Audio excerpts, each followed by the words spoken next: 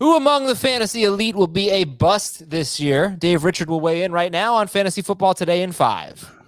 And we welcome you, everybody. It is Monday. I'm Adam Azer with Dave Richard, and here we are talking about busts, of course. What a great way to start the week. Well, Jonathan Taylor is going to be a top 8 pick in most drafts, but this Carson Wentz news, he could be out a while with this foot injury.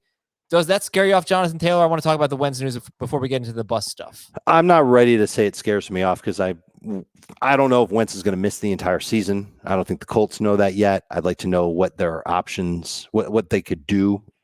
I think if Wentz is out for the season, they'll make a move at quarterback and not go with Jacob Eason or Brett Hundley. And we saw him play well last year with Phillip Rivers as his quarterback, and it wasn't the Phillip Rivers of old. It was old Phillip Rivers. I would imagine that Jonathan Taylor will still be a very good fantasy running back. Would I still take him as a top 5 pick if Brett Hundley was the quarterback after all? Probably not. I'd probably step back a little bit from Jonathan Taylor. And we'll talk about it more tomorrow, but there was a correlation. I shouldn't say there was a correlation.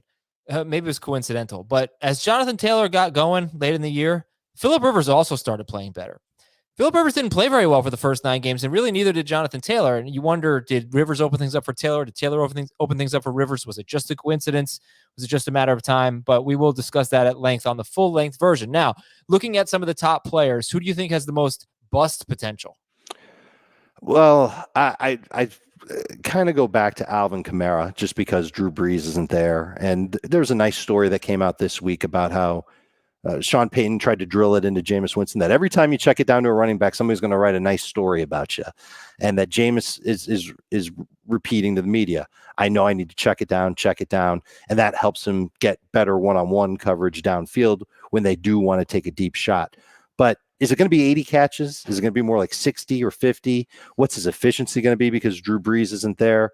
And what if it's not even Jameis Winston? What if it's Taysom Hill? Does that cost Alvin Kamara some touchdowns? So I think that there's a pretty decent bust case to be made for Alvin Kamara that has nothing to do with Devontae Freeman signing there, but does have everything to do with that passing game changing and Alvin Kamara maybe not necessarily getting that much more work because Michael Thomas isn't there for the first half of the season or because of whatever else that's happening in New Orleans. Yeah, Kamara, the 3rd pick right now in NFC over the last month. McCaffrey, Cook, Kamara, Henry, Zeke, Taylor, Ekeler, and Kelsey.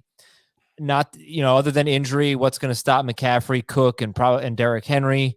Zeke is interesting because he didn't run the ball that well last year, and he's has a lot of wear and tear on him. Make a bust case for Zeke and tell me if you believe it. The bust case for Zeke is that the Cowboys are just so good throwing the football and that the offensive line really will never be back to where it was. And the Cowboys know it, and they're in a bunch of high-scoring shootout games, and Zeke gets minimized in the passing game and maybe even gets minimized in the red zone. Keep in mind that him being minimized in the red zone could still mean 10 touchdowns by the end of the year, but it wouldn't mean 15, and it wouldn't mean over 1,700 total yards or anything like that, where he'd be an okay first-round pick. There would obviously be games that were good for him.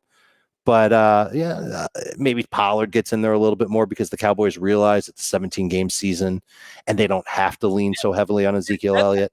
They already said, we're going to keep the playoffs in mind, which I thought was a little early to be thinking about that. I agree. That's a little silly, but they used Pollard a little bit last year with Ezekiel Elliott, and Zeke's numbers were mostly fine. All right, so then last guy is Ekeler here. Is there a non-injury thing that scares you with Ekeler? Well, he's already not been a routinely used running back in short yardage goal line situations. So that makes me a little bit nervous. And there seems to be just this huge emphasis on Justin Herbert. Well, part of the reason why Herbert was so good last year was because he checked down a lot. And it's almost the same thing that we're talking about with New Orleans, where the quarterback checks down, throws short passes, and then goes over the top. Herbert did that a couple of times last year. He was successful in doing so. But maybe if that's the direction that they go in is to maybe spread that route tree just a little bit more for all of their pass catchers, that would hurt Austin Ekeler not seeing 7+ targets per game. That number could go down just a little bit, along with not great touchdown production. It would hurt Ekeler. It would make him good, but not great. All right. That is Everyone is a Bust Part 1. We got another one coming at you tomorrow, and we're going to go in depth on the top 8 players in our rankings on Fantasy Football Today, the full length edition. For Dave Richard, I am Adam Azer. Thanks for watching FFT.